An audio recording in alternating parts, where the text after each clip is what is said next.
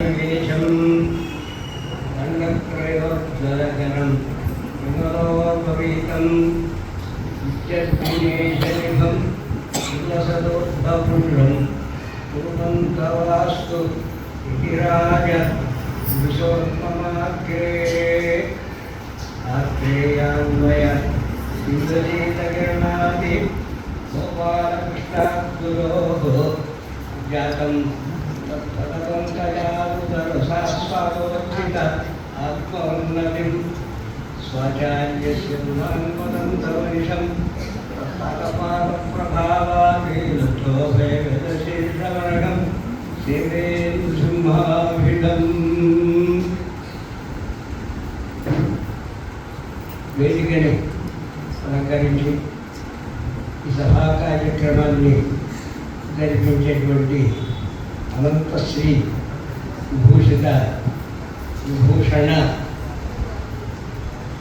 శ్రీ శ్రీ శ్రీ నిజండి శ్రీరామచంద్ర రామానుజీ స్వామి వారి పాదారంగాల్లో అనేక దాసోహాలు సమర్పిస్తూ అలాగే కవులు విమర్శకులు మహాభక్త గోవింద ప్రియ పత్రికకు ఎడిటరు రాజగోపాలాచార్య స్వామి వారిని ఉభయ వేదాంత విద్వాంసం సేవిస్తూ అలాగే శ్రీమన్నారాయణాచార్య స్వామి వారు రఘునాథాచార్య స్వామి వారు అనుగ్రహించినటువంటి రామగుండ పెరువాయ అలాగే గుడివిల్ కాలంలో అనేటి సంస్కృతం దాన్ని చాలా చక్కగా అనువదిస్తూ ఉపన్యాసాలు చేసేటువంటి ఉభయ వేదాంత విద్వాంసులు శ్రీమన్నారాయణాచార్య స్వామి వారి పాదారంగాల్లో అనేక దాసోహాలు సమర్పిస్తూ ఈ సభా కార్యక్రమాన్ని జరిపించేటువంటి ఇంతకుముందు స్వామివారు అనుగ్రహించినట్టుగా కోటేశ్వరరావు దంపతులు వారిని మీ యొక్క ఆశీర్వచనాలతో అభినందిస్తూ ఇక్కడికి ఇచ్చేసి కుమారులుగా ఉండేటువంటి ప్రసాద్ గారిని అరుణ గారు కరుణ గారిని ఆశీర్వదిస్తూ ఇక్కడికి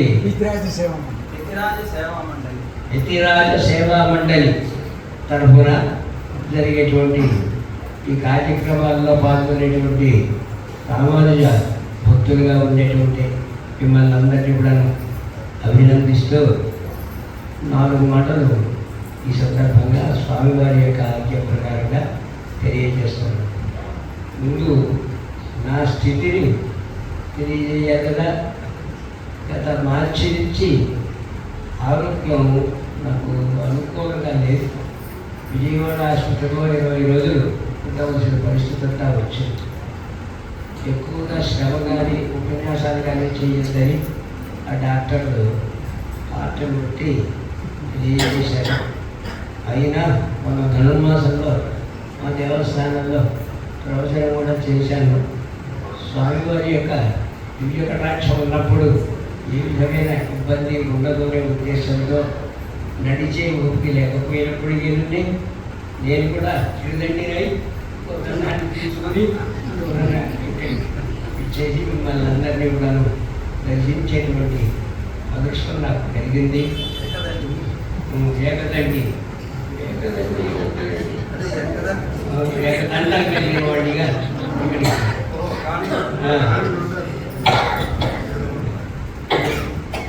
ఇక్కడికి వచ్చాను. కాబట్టి ఎక్కువసేపు మాట్లాడేటువంటి అవకాశం లేదు. క్షమించవలసిందిగా స్వామివారి మనందరినీ కూడా కోరుతూ గుంటూరు సభ కొలపగలుగా ఉండేటువంటి గోపాలాచార్య స్వామి వారిని దిగ్విజయంగా జరిపించేటువంటి సభలు పెద్దలుగా ఉండేవారు అందరూ కూడాను విజయనగరం దగ్గర నుంచి ఒంగోలు వరకు ఉండేటువంటి వారు అందరూ కూడా వచ్చి పాల్గొనేటువంటి సభలు చాలా వైభవంగా జరిగేవి. ధనుర్మాసం అయిన తర్వాత మొదటి శుక్రవారం సాయంకాలం ప్రారంభం, ఇది ఆదివారాలు. ఈ 3 రోజులు కూడా ఈ సభా కార్యక్రమాలు జరిగేవి. ఉభయ వేదాంతాలకు సంబంధించిన తెలుసుకోదగినటువంటి అనేక విషయాల కింద స్వామివారు ముందుగానే తమ కావ్య ద్వారా తెలియజేస్తూ మీ ఉపన్యాస ఆగ్రహం ఇది, ఈ సూత్రం నుంచి ఈ సూత్రం వరకు, ఈ భాషణం నుండి ఈ భాషణం వరకు, ఏమీ అనుకోకండి. ఇంకొక పక్కకి వెళ్ళవలసినటువంటి అవసరం లేకుండా ఒక దిశానిర్దేశం అనేది మనం చేస్తే శ్రోతలకు వీలుగా ఉంటుంది అని ఒక కాగ్లో ఆర్తి ఇచ్చేవారు.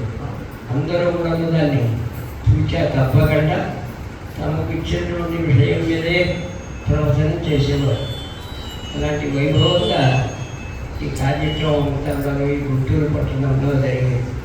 అసలు విజయవాడ ఇంతకంటే పెద్ద పట్టణమైనా సాంస్కృతికంగా, సాహిత్యంగా, కవులకు సంబంధించిన వైభవం అంతా కూడాను గుంటూరు పట్టణంలోనే ఉంది. నెల్లూరు ఒకటి, గుంటూరు ఒకటి, రాజమండ్రి ఒకటి, విజయనగరం ఒకటి, ఇవన్నీ కూడా సాంస్కృతిక కేంద్రాలుగా ఒకప్పుడు ప్రసిద్ధి వచ్చాయి. ఇక్కడ అనేక సభలు, అందులో ఆయా సంప్రదాయాలకు, వైదిక సంప్రదాయాలకు సంబంధించినటువంటి కార్యక్రమాలన్నీ జరిగేవి. పెద్ద పెద్ద పండితులు కూడా ఉండేవారు. ఉత్తాళం పీఠాధిపతులుగా ఉండేటువంటి స్వామి ఇక్కడ కాలేజీలో పనిచేసేటువంటి వారే కాశీ కృష్ణాచార్య గారు, ఇక్కడ వారే బాలపోతుంది పక్క వీధిలో కాశీ కృష్ణమాచార్య అంటే పాపం వచ్చేసేది, మా ఇంటికండి మధ్యలో చెప్పి అనేవారు. అలాంటి వైభవం. అలాగే మా పెద్దతండ్రి గారు వెంకటరంగ శరగోపరామానుజాచార్య స్వామి వారిని ఇక్కడే కాశీ కృష్ణాచార్య గారి ఇంట్లోనే ఉంటూ రామనామ క్షేత్రాల్లో ఓ సంవత్సరం పాటు శ్రీరామాయణాన్ని నిత్యం ప్రవచనం చేసేవారు. వారి దగ్గరే మన పిటిఆర్ బెల్లంగడ్డ రామానుజాచార్య స్వామి వారు భగవద్ విషయాలు ప్రారంభించి 3 దశకాల వరకు పత్తుడై దశకం వరకు అధ్యయనం చేశారు. తర్వాత వారు అకాలంగా ఇక్కడే తిరునాట్యం చేశారు. ఆ తర్వాత గోపాలాచార్య స్వామి వారిని ఆశ్రయించి ఆశ్రమంలో ఉండి అడిగడ్డపాలెం ఆశ్రమంలో భగవద్ విషయం పూర్తి చేసుకున్న తర్వాత స్వామివారు ఆజ్ఞ ఇచ్చారు, మీరు నా దగ్గర ఏది అధ్యయనం చేశారో దాన్ని అంతా కూడాను ఆశ కలిగిన వారందరికీ అందించండి. ఇదే నాకు ఆచార్య సంభావన, ఇంకో ఆచార్య సంభావన నాకు అక్కర్లేదు అని ఆజ్ఞ ఇస్తే దాన్ని అనుసరించి ఇక్కడ ఆశ్రితులుగా ఉండేటువంటి వారు, అభిలాష కలిగిన వారందరూ కూడా కోరితే విషయాలన్నీ ద్రావిడ వేదాంతానికి సంబంధించిన తిరువంతరార్థం దగ్గర నుంచి భగవద్ విషయం వరకు ఉండేటువంటి విశేషాలన్నిటి కూడా కాలక్షేప రూపంలో అనుగ్రహిస్తూ వెంకటేసి ఉండేవారు. ఆ దంపతులు ఊరు కూడాను గోపాలాచార్య స్వామి వారిని ప్రతి సంవత్సరం ఆశ్రమం నుంచి ఇక్కడికి విద్యం చేసుకొచ్చి అధ్యక్షులుగా వారు ఉంటే సభా కార్యక్రమాన్ని చాలా చక్కగా జరిపేవారు. ఆ నోటి ఏమీ లేకుండా మధ్యలో స్వామివారు అనుగ్రహించినట్టుగా కొంత అంతరాయం వచ్చినప్పటికీ మళ్ళీ కోటేశ్వరరావు గారి యొక్క సంతానంగా ఉండేటువంటి ప్రసాద్ గారు, వారి శ్రీమతి గారు ముందుగా ఉండి ఈ కార్యక్రమాలంతా కూడా జరిపిస్తున్నారు. వారికి ప్రత్యేకంగా ధన్యవాదాలు. ఇంకొక ప్రధానమైన విశేషం ఏమిటంటే ఎక్కడి నుంచో ఎవరినో తీసుకొచ్చి ఇక్కడ ఏం చేసి వారి ద్వారా కార్యక్రమం జరపడం కంటే ఇక్కడే అభిజనం, ఇక్కడే అవతరించారు శ్రీరామచంద్ర రామానుజీ స్వామి వారు. వారి పితరార్జితంగా ఉండేటువంటి వారికి అనేది ఏది లేకపోయినా పితరార్జితంగా ఉండేటువంటి ఈ స్థలంలో వారు శిష్యులుగా ఉండేటువంటి వారు, అభిమానులుగా ఉండేవారు. వాళ్ళ ఆశ్రమ నిర్మాణం కొని ఈ స్థలాన్ని కొని వారికి ఇచ్చి ఆశ్రమ నిర్మాణం అంతా కూడా చేశారన్నమాట. అది శ్రీరామరాజు గారు వారు మొత్తం అంతా కూడాను వారి యొక్క ఔదార్యంతో ఆచార్య సంభావనగా ఈ ప్రాంతాన్నంతా ఏర్పాటు చేశారు. ఎందుకు ఈ మాటలు చెబుతున్నానంటే ఎక్కడైతే స్వామివారు అవతరించారో ఆ స్థలంలోనే ఆశ్రమం, ఇక్కడే గోవింద పెరుమాళ్ళు, ఇక్కడే గోవింద పత్రిక సంపాదకులు ఎంతమంది చేరినటువంటి స్థలం ఎంత గొప్పదో చూడండి. పెద్దలు ఎక్కడ వేయించేసి ఉంటే అదే వైకుంఠం. మొదలగు విశ్వనాశం నంబువారి పది వైకుంఠం. ఆచార్య వైభవాన్ని అనుభవించినటువంటి నేను విషయం చెప్తున్నాను. ఎక్కడైతే సదాచార్యులు వేయించేసి ఉంటారో ఆ స్థలమే వైకుంఠం. వైకుంఠానికి అసలు అవసరం లేదు. 10 దిక్కులు ఉన్నాయి అంటే 8 దిక్కుల్లో ఆచార్య వైభవాన్ని ప్రకటించడమే ప్రధానమైన విషయము. ఇక్కడ ఆచార్యులు వేయించేసి ఉన్న స్థలం వైకుంఠం అయినప్పుడు వైకుంఠంతో పని లేదు. ఆచార్యులు ఆశ్రయించిన తర్వాత అధపగణమనేది లేదు. కాబట్టి ఆచార్య సన్నిధే ప్రధానము అనేటువంటి విషయాన్ని మనకు రుజువు చేస్తూ ఈ ఆశ్రమంలో స్వామివారు వేయించేసి ఉండి కార్యక్రమాలు నిర్మించడం కేవలం పరమావగాహాన్ని బంగారానికి తావి అబ్బినట్టుగా ఉంది. కాబట్టి ఈ భాగ్యం మనందరికీ, ముఖ్యంగా ఈ నగరవాసులు కలిగిన దానికి చాలా సంతోషిస్తూ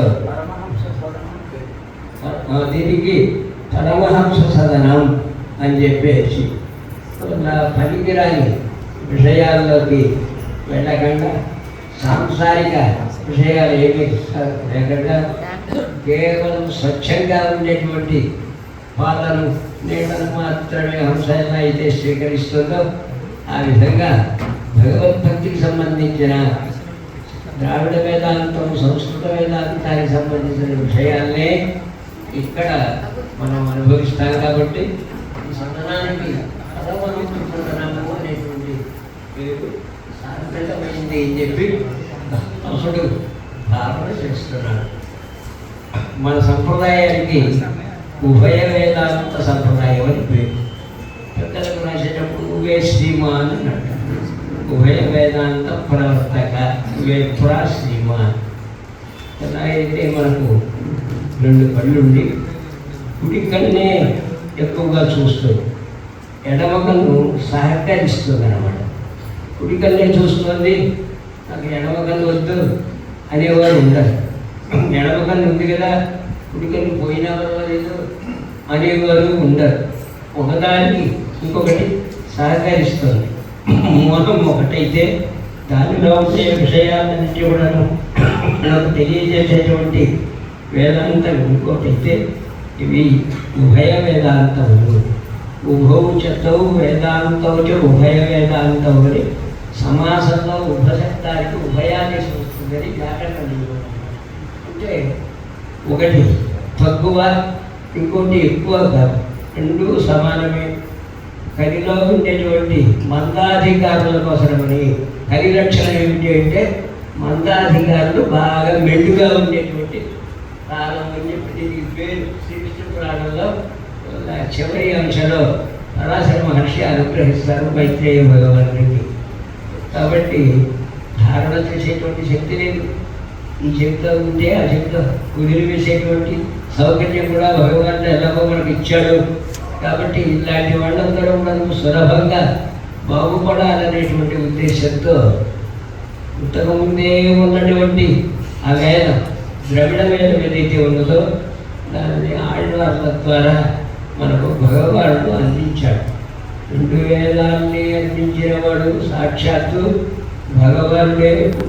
బ్రహ్మగారిని సృజించి బ్రహ్మగారికి వేదోపదేశం చేశాడు.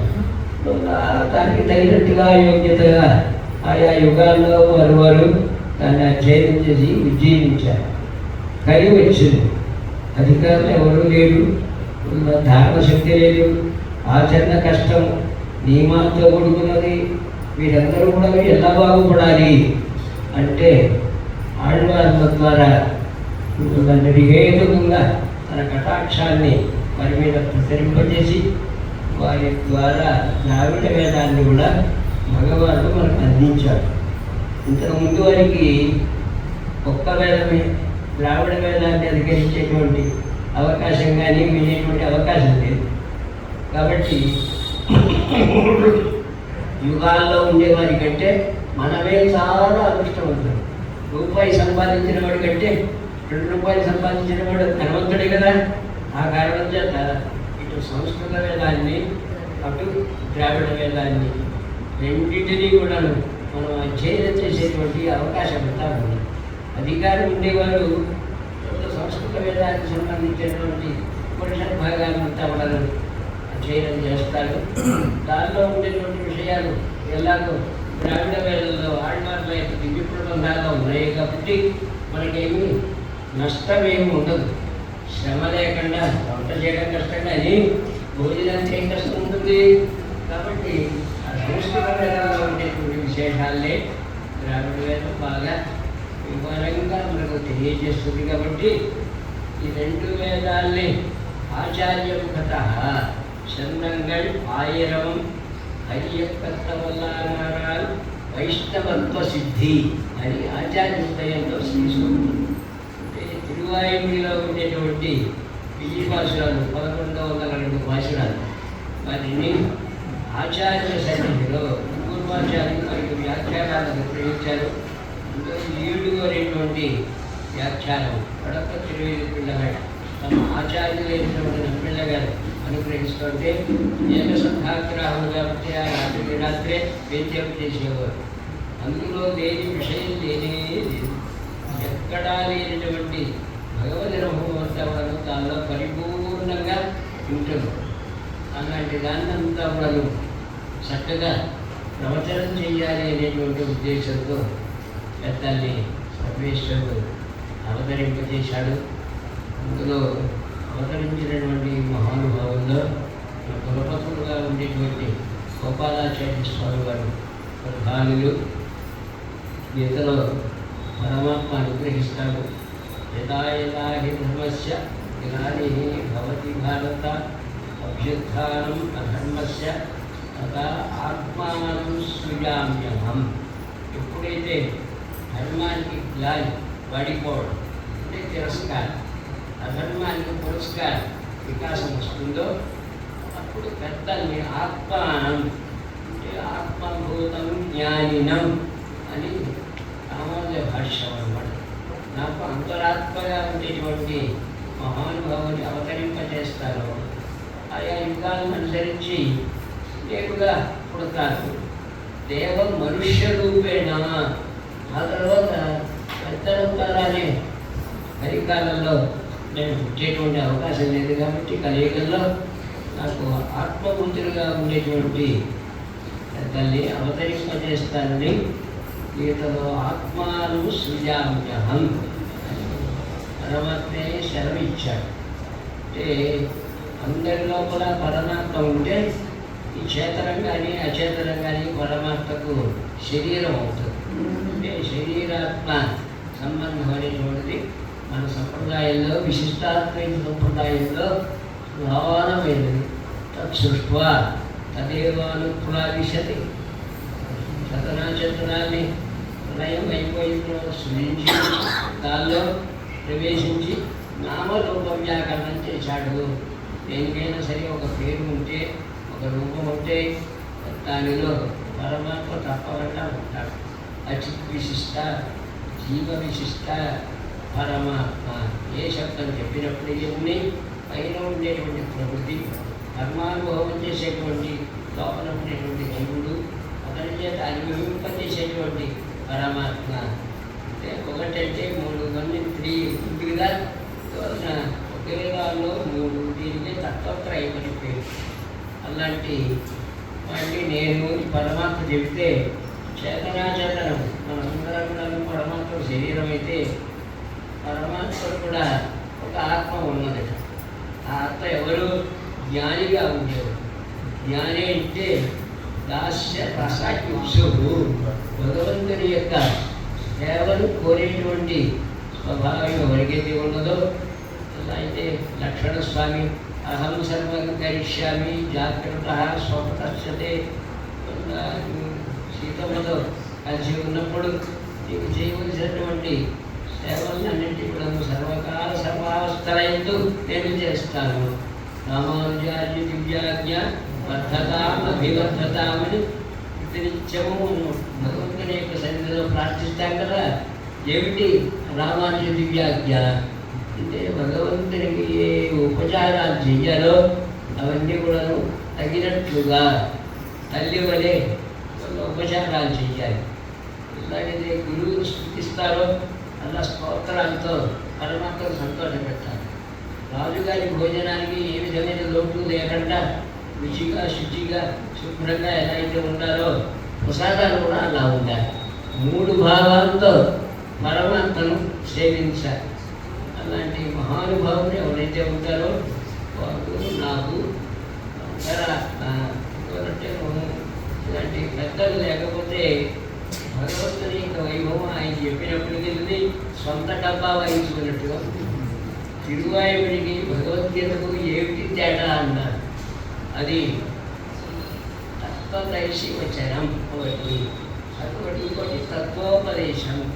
భగవద్గీత తత్వోపదేశం. అహం సర్వస్య ప్రభవ ప్రళయ అని ప్రారంభించి అన్నిటికీ నేనేం కారణం మయి సర్వమిదం సూత్రే మణిగణాయివ ఎలాగైతే వాళ్ళ దారుల్లో పూసలు ఇంటి ఉంటాయో నేను లోపల ఉంటేనే ఈ వస్తువులన్నీ ఉంటాయి అని చెప్పి తన వైభవాన్నంతా కూడా ప్రత్యేకంగా చెప్పుకుంటూ పురుషోత్తమ ప్రాప్తి యోగం అని 15వ అధ్యాయంలో ప్రత్యేకంగా నాకంటే ఇంకోటి లేడు అది నిర్ణయించాను. అది తత్వదర్శి వచనం కాదు, తత్వోపదేశం. ఏదైనా ఒక ఫ్యాక్టరీలో మందు తయారైతే ఆ మందు వాడితే రోగం పోయిన వాడు ఎవరైనా ఉన్నాడా అని పరీక్ష చేసి వాటి మీద ఆ తర్వాతే వాడుకోవడానికి విడుదల చేస్తారు. పరమాత్మ చేసినటువంటి ఉపదేశం అంతా కూడా తిరువాయుడి ద్వారా మనకు అందినప్పుడే దానిలో ఉండేటువంటి సారమంతా మనకు తెలుస్తుంది. భగవంతుడు తానుగా తన వైభవాన్ని నేను ఎంత గొప్పవాడిని అని చెప్పుకున్నప్పటికీ నుండి నిందలు వేసేవారు, వేళాకోళం చేసేవారే తప్ప దాన్ని అనుసరించేవారు ఉంటారు. కాబట్టి భగవానుడు ఏం చేశాడంటే తన సేవలు ఎవరైతే తప్పకుండా చేస్తూ ఉంటారో అది కూడా చక్కగా తన ద్వారా ఎవరైతే చేయడం చేసి ఉంటారో అలాంటి వారి ద్వారా నా వైభవాన్ని లోకానికి తెలియజేస్తానని నిర్ణయించి ప్రత్యేకంగా పెద్దల్ని అవతరింపజేశారు. అలా అవతరించిన మహానుభావులలో గోపాలాచార్య స్వామి వారు కులపతులు. ఇంతకుముందే మొదట్లోనే నేను మనవి చేసి ఉన్నాను, ఒక కన్ను సరిపోదు, 2 కళ్ళు ఉంటాయి. కుడి కన్ను చూస్తుంటే ఎడమ కన్ను సహకరించాలి. సంస్కృత వేదంలో ఏదైతే ఉన్నదో దానిని ద్రావిడ వేదం సందేహం లేకుండా వివరించి చెబుతుందన్నమాట. దీనిలో ఉండేదాన్ని అంతా కూడా ఇంకా వివరించాలనే ఉద్దేశంతో షడంగాలు వచ్చినట్టుగా తిరుమలై ఆళ్వార్ల ద్వారా ఆ దివ్య బంధాలు అవతరించాలి. కాబట్టి వేదంలో ఏమున్నదో అదంతా ఉన్నదో మనకు దివ్య ప్రబంధముల ద్వారా పెద్దల ద్వారా అందుతుంది. కాబట్టి భయ వేదాంతములకు వీరిని ఆచార్య సన్నిధిలో అధికరించిన వారే చాలా పెద్దలుగా ఉంటారు. దీనికి తోడుగా శాస్త్రాభ్యాసం కూడా చెయ్యాలి. అన్యాయ వేదాంతం నిర్మూల కాలక్షేపం అని అంటుంటారు. న్యాయం కనుక చట్టం చదవకుండా సంస్కృత వేదాంతం శ్రీభాష్యం అర్థం కాదు. అర్థమైనా నగల కింద చెప్పుకోవాల్సిందే తప్ప వాదన కేసు వచ్చినప్పుడు ఎవరైనా ప్రశ్న వేస్తే దానికి సమాధానం చెప్పేటువంటి అవకాశం ఉండదు.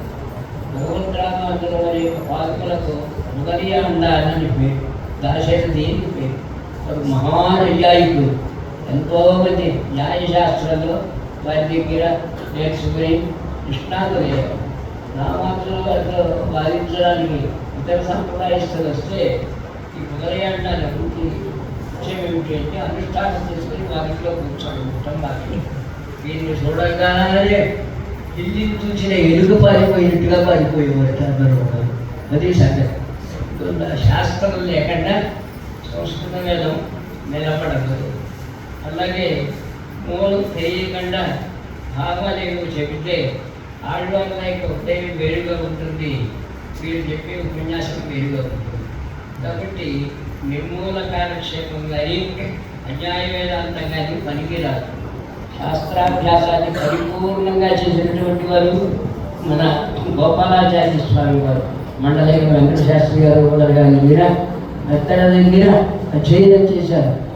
అంతేకాదు ముకుండ రామానుజాచార్య స్వామి గారిని, గురువు రామానుజాచార్య స్వామి గారిని వారు కూడా గోపాలాచార్య స్వామి గారి దగ్గర కోరుకొండలో కొంతకాలం ఈ న్యాయశాస్త్రానికి సంబంధించిన విశేషాలను కూడా శ్రవణం చేశారని సభల్లో వారే అనుగ్రహించారు. మనకు పరిపూర్ణమైన సంస్కృత వేదాంతానికి సంబంధించినటువంటి వైభవం మందసార స్వామి వారిని, ఉండలూరు స్వామి వారిని ఇబ్రహ్మదుర్లో వెంచేసి ఉండేవారు. అపర రామానుజులు వారి దగ్గర నేర్చుకున్న వారు, అధ్యయనం చేసిన వారు ఉన్నారు. ఈరోజు భారతదేశంలో ఎక్కడ ఉన్నప్పటికీ నేరుగా కానీ పరంపరా సంబంధంతో కానీ వారి సంబంధం కలిగిన వారు. అలాంటి ఉండలూరు స్వామి వారి దగ్గర సంస్కృత వేదాంతాన్నంతా పరిపూర్ణంగా అధ్యయనం చేసేటువంటి వారు మందసార రామానుజాచార్య స్వామి వారు, తేగం రామానుజాచార్య స్వామి వారు. శ్రీకాకుళం జిల్లాలో మందసారి ఉంది. అక్కడ పరవాసదేవుని కోవిల ఉన్నది. దాన్నంతా కూడా మన చంద్రజీవి స్వామి గారు, భౌవనజీవి స్వామి గారు వెంకటేసి ఉత్సవాలు ఇవ్వడం జరుగుతున్నారు. అక్కడ ఉండి సంస్కృత వేదాంతానికి సంబంధించినటువంటి శాస్త్రాన్నంతా అధ్యయనం చేసేటువంటి మహానుభావులు. అలాగే ద్రావిడ వేదం దగ్గరికి వచ్చేప్పటికి సింహగిరి స్వామి వారిని తిరుతల్లి భర్తగా ఏదో అవుతారు వీళ్ళు నా వారి దగ్గర ద్రావిడ వేదాంతాన్నంతా నారాయణ వ్యాఖ్యానాన్ని పరిపూర్ణంగా అధికరించినటువంటి మహానుభావులు. సింహగిరి స్వామి వారి యొక్క వైభవాన్ని సభల్లో చెప్పేవారు. నమ్మాడివాళ్ళను విచక్షణ చేసుకున్నారు. సాక్షాత్తు నమ్మాడివాళ్ళే ఎదురుగా వచ్చి వారికి ఉండేటువంటి సందేహాలన్నింటినీ కూడా నాగమల్ని ఎలా అయితే నమ్మాడివాళ్ళను అనుగ్రహించారో అలా అనుగ్రహించాలని చెప్పేవారు. కాబట్టి సింహగిరి స్వామి వారి దగ్గర ద్రావిడ వేదాంతాన్ని పరిపూర్ణంగాను, మందసార స్వామి వారి దగ్గర అక్కజీవి స్వామి వారు వీరు కూడా సహాధ్యాయులు. చాలా చక్కగా శ్రీభాష్యాన్నంతా ఉన్నారు అధికరించి ఉభయ వేదాంత ప్రవర్తక అనేటువంటి దానికి ఒక విలువనంతా కూడా తీసుకొచ్చారు. వారికి ఆ పేరు ఉండడం చేత అంత గొప్ప. కాశీలో సభ జరిగితే వేదాంత సభ, అందులో జయించి విశిష్టాద్వైతానికి సంబంధించినటువంటి విశేషాలను తెలియజేసి ఇక్కడ ఉత్సవం, గజారోహణ ఉత్సవం జరిగింది. మందసార స్వామి గారు కర్కట సన్నిధిలో అధ్యయనం చేసేటువంటి వారు. అధ్యయనం చేసిన తర్వాత ఏం చెయ్యాలి అంటే విద్యకు 4 దశలు ఉన్నాయని భట్టహర్షుడు, శ్రీహర్షుడు అనమాట నైషధం అనేటువంటి కార్యంలో చెప్తారు. అతిథి బోధ ఆచరణ ప్రచారణై అధ్యయనం చెయ్యాలి పెద్దల దగ్గర. ఆ తర్వాత తాను గ్రహించిన దానిని వారి ఆదేశాన్ని అనుసరించి గురి దక్షిణ మొదలైనవన్నీ కూడా సమర్పించిన అది వారికి ఇష్టం ఉండదు. నేను నేర్చుకున్నది ఇంకొకరికి చెప్పాలి అనేటువంటి భావన ఇతనికి ప్రత్యేకంగా ఉండాలి. గోపాలాచార్య స్వామి వారు సభల్లో అనుగ్రహించేవారు. శ్రీభాష్య స్వామి వారు, కందాళ స్వామి వారు, కోనంపాచార్య స్వామి వారు మొదలుగా కలిగిన పెద్దలు గోపాలాచార్య స్వామి వారి దగ్గర అధ్యయనం చేశారు. ద్రావిడ వేదాంతాన్ని పరిపూర్ణంగా కొంత ఉపనిషత్ భాగాలంతా కూడా ఏదో ఆచార్య సంహారం చెయ్యాలి అని మీరందరూ ప్రయత్నిస్తుంటే ఏమిటి మీరు మాట్లాడుకుంటున్నారు? ఏం లేదు, కించిత్కారాంశం. నాకు కించిత్కారం సమర్పించడం అంటే ఒక్కొక్కరు కనీసం ఒకరినైనా తయారు చేయండి. మేము చెప్తే ఎవరు వస్తారండి? మీ భార్యకైనా చెప్పండి. భార్య వినదు అని వీళ్ళేదుగా నాకు అనకపోయినప్పటికీ ఉంది. అలాగా గురుదక్షిణగా వారు ఆజ్ఞ ఇచ్చారు అన్నమాట. ఆ కారణం చేత అది బోధ ఆచరణ పుస్తకంలో ఉన్నది ఒకటి, చేసేది ఒకటి కాకుండా తగినట్టుగా దానికి తగినట్టుగా అనుష్ఠానం ప్రచారణై అది మన వరకే కాకుండా పూర్వం ఎలా ఉండేది అంటే గోపాలాచార్య స్వామి వారు పెద్దజీ స్వామి వారు కొన్ని నియమాల్ని సడలించడానికి పూర్వము ఎలా ఉండేది అంటే ఆ ఇంటి మట్టుకే మరి బంధువులకు మాత్రమే అండి గోపాలాచార్య స్వామి వారు సభలో అనుగ్రహించేవారు. ఎంటపాటి సభలు అయ్యేటప్పుడు ఇంతకుముందు స్వామివారు అనుగ్రహించినట్టుగా శాస్త్రాలు అయితే తప్ప కూర్చోడానికి కూడా ఉంది. స్టేజ్ మీదైనా కూర్చున్నారు, నిల్చునే వినాలి, గోడకని ఆనుకునే మేము అందరం కూడా విన్నాము. ఎవరైనా కూర్చున్నారంటే లేవనేసి ఎక్కడ సేవించావు, పూర్తి అయితే అక్కడ ఉన్నావు అని అడిగేవారు. ఆ విధమైనటువంటి పద్ధతిలో అన్ని నియమాలన్నీ ఉండేవి. అందరికీ అందేది కాదు. సుఖ ముక్త వామదేవ ముక్త అన్నట్టుగా ఇద్దరు అంతే. ఏం లాభం లేదు ఈ కలిలో, మీరందరూ బాగుపడాలి అనేటువంటి ఉద్దేశంతో చిత్తాత్మీయ ప్రచారక సంఘం అని భక్తి నివేదనని అది ప్రారంభించి మొత్తంలో శుక్రవారం సభ ఆ చిన్నతనాల్లో నాకు 9వ సంవత్సరం అనుకుంటాను. అప్పటికి 3 పత్తులు అనమాట. తిరువాయుడి నరసాపు సన్నిధిలో సభలు జరిగేవి. శ్రోతలు పండితులే, భక్తలు పండితులే. దానిలో మూలాన్ని కూడా పరీక్ష చేసేవారు. ఆ 3 పదులను అడిగిన భాషడానికి నేను అప్పుడే నేర్చుకున్నాను కాబట్టి కారాకారం అయితే నేను మర్చిపోతాను. అప్పుడే నేర్చుకున్నాను కాబట్టి సమాధానం చెప్తే తిరువాయుడి పుస్తకాన్ని కూడా నాకు బహుకరించారన్నమాట. ఆ విధమైన పద్ధతిలో ప్రారంభంలోనే అందరికీ అందుబాటులో ఉండాలి సంప్రదాయ విషయాలు.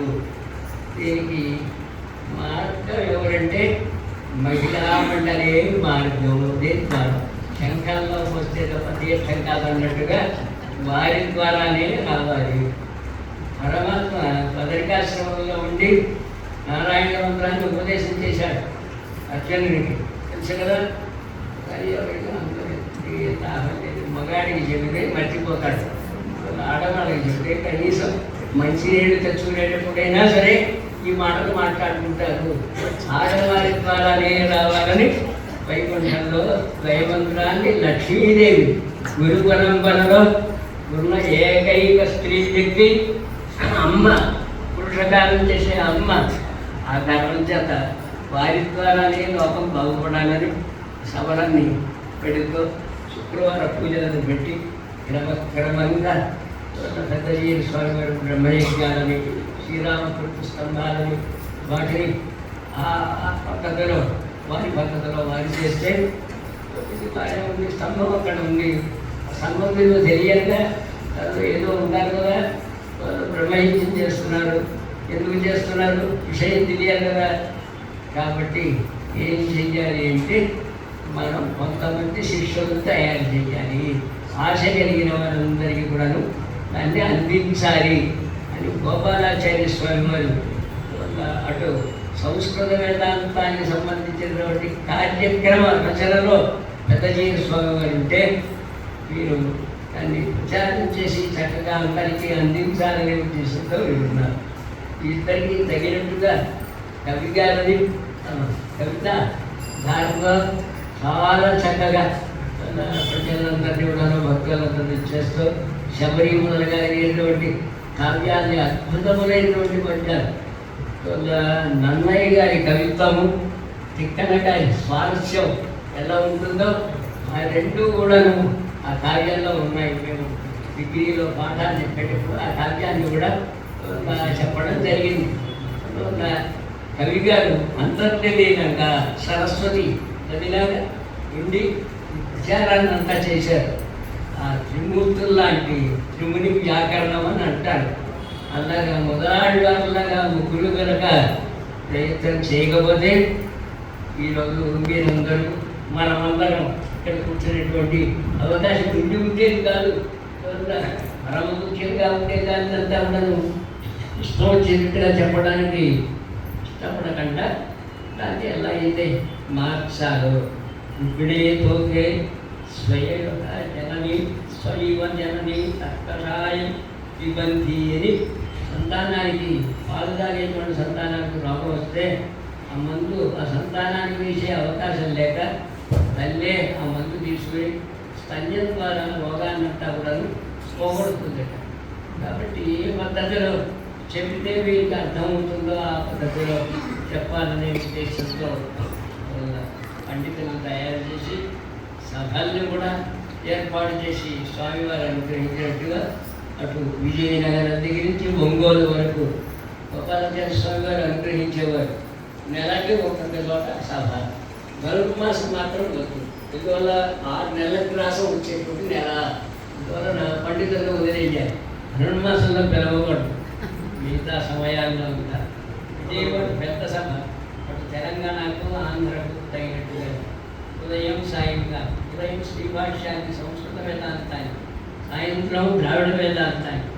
ఎవరి ఏమర్థం అవుతుంది ఏమర్థం అవుతుంది మా కోసడం అని ఉదయం సభ, పండితుల కోసం ఉదయం సభ, సాయంకాలం సభ సామాన్య జనం అంతా కూడా వీటిలో ఏముందో శ్రీరామాన్ని సంప్రదాయంలో తెలుసుకోవడానికి సాయంకాలం సభ అని అనేవారు. స్తంభాలు లేకుండా కనుక బిల్డింగ్ గడితే అది ఎంతకాలం ఉంటుందో తెలియదు. పండితులు లేకుండా ఏ సభ ఉండకూడదు, ఏ సంస్థ ఉండకూడదు. అష్టదిగ్గజాలని కృష్ణరాయన ఆ స్థానంలో పండితులు ఉండేవారు. అష్టదిగ్గజాలు అలాగే మనవావరణంలో యొక్క ఆ స్థానంలో 80 మహానుభావులుగా ఉండేటువంటి పెద్దలందరూ కూడా మనవాళ్ళ యొక్క వైభవాన్నంతా కూడా గ్రంథారూపంలో పూర్వదని చర్య ఉత్తర చర్య అనుకుంటున్నాను చూడండి. అంతిభావనంగా ఉండేదాన్ని అనుగ్రహించేటువంటి 80 పాపలు కానీ 80 చివరిలో అలాంటి పెద్దలందరూ ఉండేవారు. కాబట్టి పండితులను తయారు చేసి వారి ద్వారానే మనం లోకాన్ని దత్తవరం అందించవలసినటువంటి దానంతా అందించాలనే ఉద్దేశంతో గోపాలాచార్య స్వామి వారు బద్ధకంగా ఉంటాయి. ఒక రకంగా విజయ స్వామి వారిని గోపాలాచార్య స్వామి వారిని చెప్పాలంటే కృష్ణార్జునుడు రావును చేసుకుని ఇలా చేయి అని చెప్పేవారు. వారు చేసింది ఇంకోరు. విజయం మాత్రం ఎవరికో ఈ విధమైన పద్ధతులు. విజయం అంతా మనకే ఫలితం అవుతావు. అలా కృషి చేశారు. స్వాధ్యాయో అధ్యేతవ్య అని ఒక ధర్మ సూత్రం అన్నమాట. ఎవరు ఏ వర్ణంలో ఏ శాఖలో అవతరించారు, ముఖ్యంగా బ్రాహ్మణుల గురించి ఆ శాఖాధ్యయనం చేసే ఇంకో వేదానికి వెళ్ళాలి. ఋగ్వేద శాఖలో అవతరించిన వాడు ఋగ్వేదం మానేసి యజుర్వేదం నేర్చుకోకూడదు. ఇది అయిన తర్వాత ఆ విధమైనటువంటి పద్ధతి. స్వాధ్యాయో అధ్యేతవ్య అని నియమం అన్నమాట. బ్రాహ్మణుగా పుట్టినటువంటి వాడు వేదాధ్యయనం తప్పకుండా చెయ్యాలి. అంతా చేసి అవకాశం లేక మా పోటీ వాళ్ళు ఉపనిషత్తులు కొన్ని పంచసూక్తాలు వీటితో సరిపుచ్చుకుంటున్నాం అన్నమాట. ఈ అర్థం కాక దీనికి పెద్దలు ఇంకొక అర్థాన్ని కూడా అద్భుతమైనటువంటి అర్థాన్ని అనుగ్రహించారు. వ్యాఖ్యానై లేఖనైవాపి గ్రంథ నిర్మాణ కర్మణ శిష్యాణం శిక్షయా చాపి స్వాధ్యాయాధ్యోయం ఉచ్యతే. స్వాధ్యాయం అంటే ఇదండి నిర్ణయించారు. వ్యాఖ్యానై పెద్దలను గ్రహించినటువంటి గ్రంథాలకు సులభమైన పద్ధతిలో అందేటట్టుగా వివరణ ఇవ్వాలి. వ్యాఖ్యానం పంచలక్షణం అని 5 లక్షణాలతో కూడుకున్న దాన్ని వ్యాఖ్యానం అంటారు. దాని గురించి నేను మాట్లాడలేదు. భగవద్గీత ప్రత్యేకంగా గోపాలాచార్య స్వామి వారు అంటే అరవై గీతను అనుగ్రహించేటువంటి గోపాలుడే. అభినవ గోపాలాచార్య, అభినవ గీతాచార్య అని పేరు పొందినటువంటి వారు. కూడా గోపాలాచార్య స్వామి వారు అనుగ్రహించినటువంటి ఇంకో గ్రంథానికి సంబంధించిన రామాయణ రత్నాకరంలో ఉండేటువంటి దాన్ని వరుస పెట్టి మన రాజగోపాలాచార్య స్వామి వారు ఈ స్వామి వారి యొక్క ఆజ్ఞను అనుసరించి వేస్తుంది. బట్టి మొత్తం అంతా మళ్ళీ ప్రింట్ చేశారు. భగవద్గీత అంటే గీత బాగా ఉంది కదా, కింద నేర్చుకోవడం మగలిగిన వాళ్ళకి వెళ్ళగా అలాగంటే సులభమైనటువంటి ఈ అధ్యాయంలో ఏముందో ఆ అధ్యాయ సారం చెప్పడం, తర్వాత ప్రశ్నలు వేయడం, దానికి సమాధానం. ఇది సమయమైందా? దానికి ప్రశ్నలు వేయండి, తర్వాత మళ్ళీ సందేహాలు వస్తే తీర్చండి. ఇలాగా భగవద్గీత అంతా కూడా ప్రత్యేకంగా తాత్పర్య చంద్రికలో ఉండేటువంటి విశేషాలు ఇవన్నీ కూడా గురించి తెలుగులో చాలా సులభమైనటువంటి పద్ధతులు. అంతకుముందు పెద్దజీవి స్వామి వారు వేదాంత దేశాల వారు అనుగ్రహించిన తాత్పర్య చంద్రికలో ఉండేటువంటి విశేషాలతో భగవద్గీతను అనుగ్రహించారు. కానీ ఇంకా దూరంగా రావాలి అనే ఉద్దేశంతో ఆ వ్యాఖ్యానాన్ని అనుగ్రహించారు. వ్యాఖ్యానం లేఖనగిరువాపి, లేఖనం అంటే వ్రాయడం అని అర్థం. చిన్న చిన్న బుక్లెట్లు అంటారు చూడండి, అది కళ్ళు జాతం విజాతం ఎదురు పుష్టం సత్రంచభిధీయతే విశిష్టాద్వైత రత్నం అని 4 పేజీలుగా ఉండేటువంటి దాని చిన్న పుస్తకాన్ని వేశారు. సంస్కృతంలోనే పూర్వమీమాంసులు, ఉత్తరమీమాంసులు, అద్వైతులు, శుక్రమైన వారికి సంబంధించినటువంటి విశేషాలన్నీ రాస్తూ భగవద్ రామానుజ సంప్రదాయంలో ఉండే విశేషాలు ఏమిటో పరమపదం వరకు ఇక్కడ ముక్తి కాదు, ఎలాగో ఆయుర్దాయం ఉంటే ఎలాగో గుర్తొస్తుంది కాదు, పరమపదాన్ని చేరడం, ఇచ్చకైకల్యంలో పాల్గొనడమే సిద్ధాంతంలో ప్రధానమని ప్రతి జాతిలోనూ శ్రేష్టమైనది. ఈ మామిడి పండు చాలా మంచిదండి, ఈ కమలా పండు చాలా మంచిదండి, నాగకూడదండి, నాగకూడదు కాకపోయినా పేరు చెప్పుకుని అమ్ముకోవచ్చు కదా. అందువల్ల ఆ విధమైన పద్ధతిలో ప్రతి జాతిలో శ్రేష్టమైన దానిని రత్నం అని అంటారు. విశిష్టాద్వైత రత్నం అనే పేరుతో 4 పేజీల సంస్కృత వ్యాసాన్ని రాశారు. లేఖని గొప్పదంటే స్వామి వారు దానికి ఉంది కూడా ఉంది అని ఉంది చెప్తారు. ఏ పుస్తకంలోనూ ఉంటుందన్నమాట. గ్రంథ నిర్మాణ కర్మణ స్వతంత్రంగా గ్రంథ రచన చేయడం అనేటువంటి దీపం.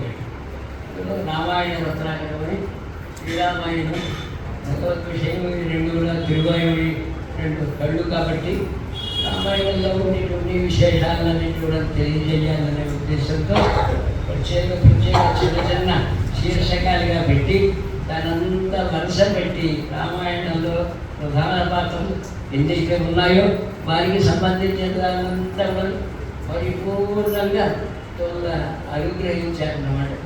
అందులో ప్రతి కాండలో మొదటి కాండలో 2 పక్షులు, చివరి కాండలో 2 పక్షులు, మధ్యలో ఒక పక్షి. ఏమిటంటే పక్షి పక్షి ఎక్కడైనా తిరిగే పక్షి పక్షి అంటారు. కచ్చల్ని పక్షులతో ఎమ్మిదిలయ్యా జ్ఞానానుష్ఠానములు కలిగిస్తున్నవారు పక్షులు, ఆకాశానికి వెళ్ళి పక్షులు, పరమాత్మకు ఆకాశ తల్లింగాలని సూత్రాన్ని చెప్తున్నాయి. అన్ని చోట్ల ప్రకాశించేవాడు కాబట్టి పరమాత్మకు ఆకాశం అని పేరు. అక్కడికి వెళ్ళేవారు ఆచార్యులు, ఆచార్యుల ద్వారానే వెళ్ళాలి. ఈ సంప్రదాయంలో మిగతా సంప్రదాయాల్లో వారు ఎంతంత అనుష్ఠానం చేసుకుంటారో, సాధనానుష్ఠానం చేసుకుంటారో దాన్ని అనుసరించి పిండి కొద్దీ రొట్టె అంటారు. ఈ సంప్రదాయంలో జ్ఞానం అనుష్ఠానం ఇవై నన్రాహవే ఉడయనాన గురువయంత కాదు. వాడికి కళ్ళు లేదు, వాడికి కాలు లేదు, ఏం చేస్తాడు? కళ్ళు లేని వాడు కాలు ఉండే వారి ద్వారా పెడతా, కాలు లేని వాడు కళ్ళు ఉండే ద్వారా పెడతా. ఆ విధమైనటువంటి పద్ధతిలో ఆచార్యులు జ్ఞానానుష్ఠానం సంపన్నులుగా ఉండేటువంటి వారిని ఆశ్రయించగలిగితే, తెలుసు మనవాళ్ళలో ఆశ్రయించండి అంటే ఏదో విధిగా వాక్యంగా ఉంది, మనకు అక్కర్లేదని మానేస్తారని అడంతక్క మీరు పొందగలిగితే ఎక్కడో ఆలోకంలో ఉన్నారని అనుకుంటున్నారేమో. మానిలత్తి ఈ భూలోకంలో తామసమే ప్రధానంగా. పొగ వచ్చేటప్పుడు చూడండి, మంటేటప్పుడు పొగ ఎక్కువగా ఉంటుంది, ఆ తర్వాత ఎర్రగా నింపుతుంది, వేగు తక్కువగా ఉంటుంది, సత్వగుణం తక్కువగా ఉంటుంది, రజోగుణం దానికి మించి ఉంటుంది. అన్నిటి కంటే నేను ఎవరి దగ్గర నేర్చుకోవాలి? ఈ పుస్తకం ఉండగా ఈ మధ్యన ఏమీ అనుకోకండి, ఇంకొక ప్రవాది వచ్చేసింది, ప్రవాదం ఒకటి వచ్చేసింది.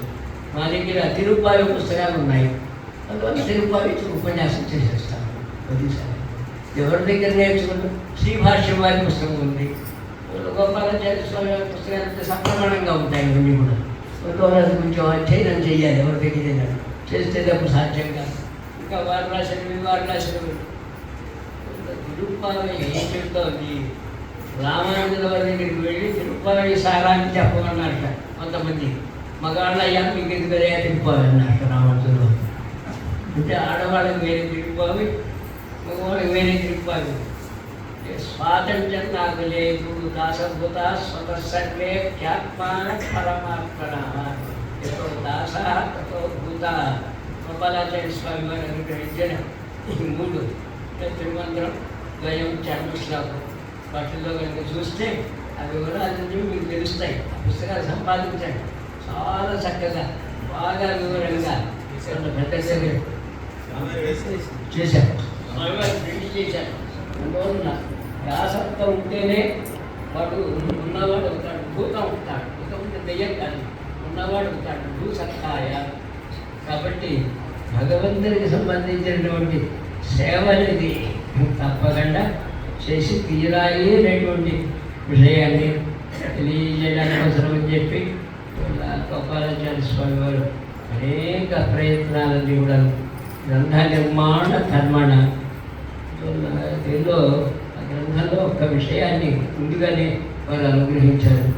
ఈ పక్షుల్ని ప్రతి చోట ఎందుకంటే ఉంచాడు వాల్మీకి మహర్షి అంటే ఏమి లేదు, పలుపు మురిసిపోకుండా ఉండాలంటే టాకాలను వేస్తారు.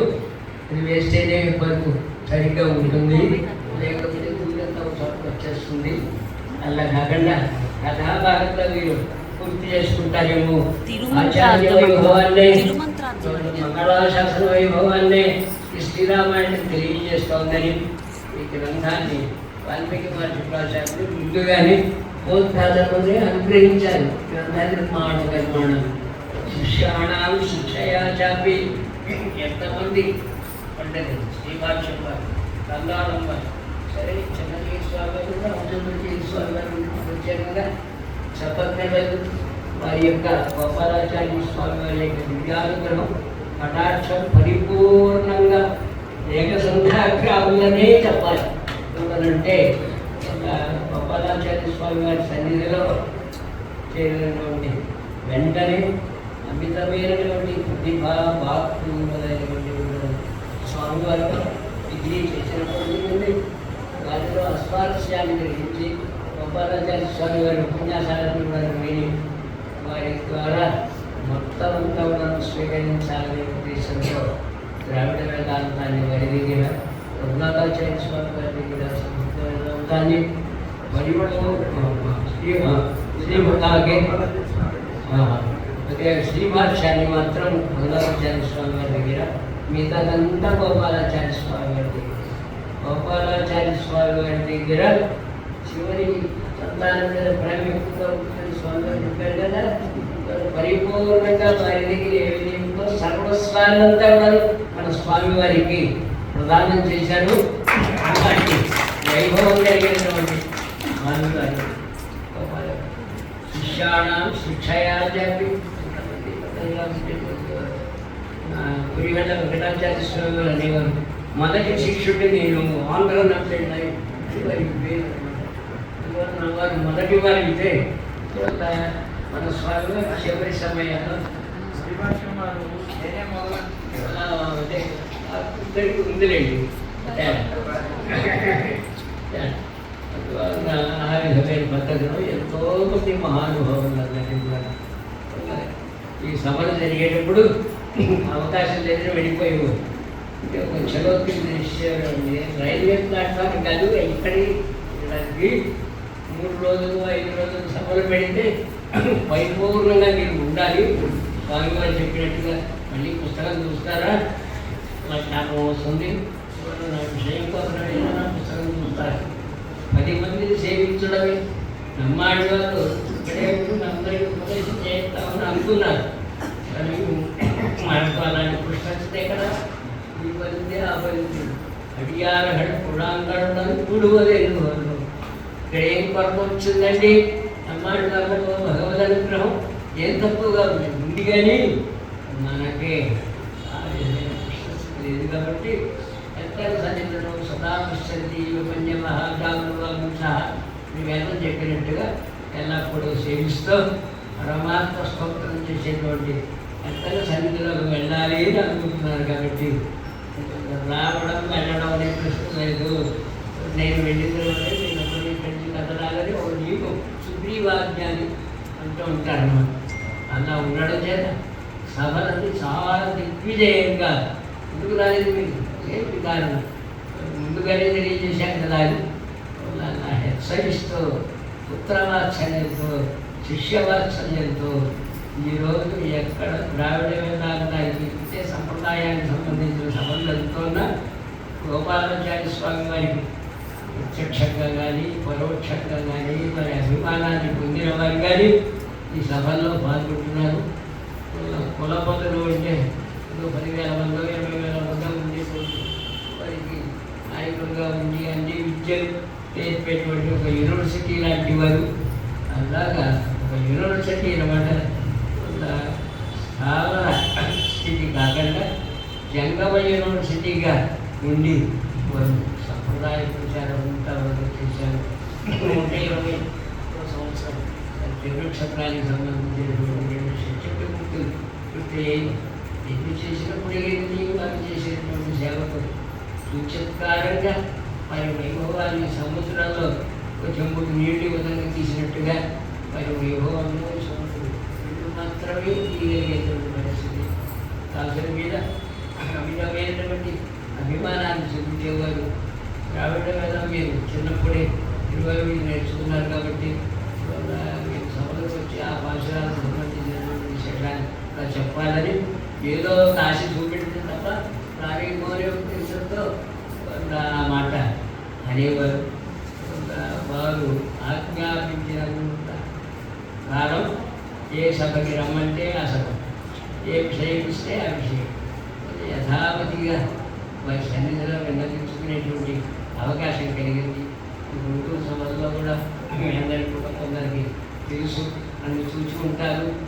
గోపాలాచార్య స్వామి వారు సభలు జరిగినంత కాలం పరిపూర్ణంగా ఈ సభల్లో బీటీఆర్ ముందుగానే తెలియజేస్తే వచ్చి పాల్గొన్నారు.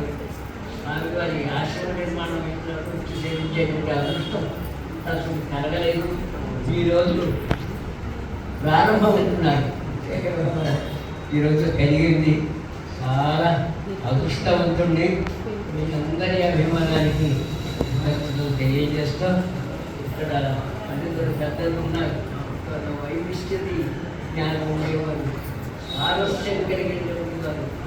వ్యాపారమీ రసాయన సైన్యం కాచిత్ కలిగిన నవా విద్యా పరిశిష్టార్థ శ్రైవేషాచ వైపస్థితి విజ్ఞానంలో రచన చేసేవారు ఉండాలి, కొన్ని కవితాధారణ ఉండాలి.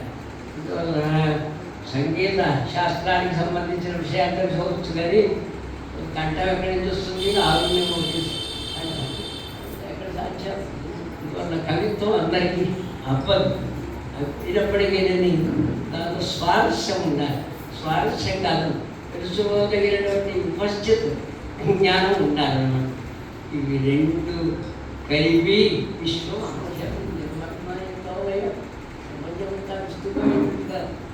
రచన చేసేటువంటి మేము ఆనందవర్ధనాచార్యుల వారు గజ్ఞానంలో ఉంటారు. సర్వేశ్వర, శ్రీమన్నారాయణ, శశసేన, నీ భక్తితో సమానమైనది లేదు అయ్యా, నీ కవిత్వం అంతా నీకే సమర్పిస్తున్నాను. ఇలాంటి పెద్దలు మస్తుగా చేసి ఉన్న సభలో ఏదో చీర అని మాట నాకు జ్ఞాపకం విశేషాలు. ఈ మధ్యన కొంచెం శారీరకంగా చాలా ఇబ్బంది కలుగుతుంది.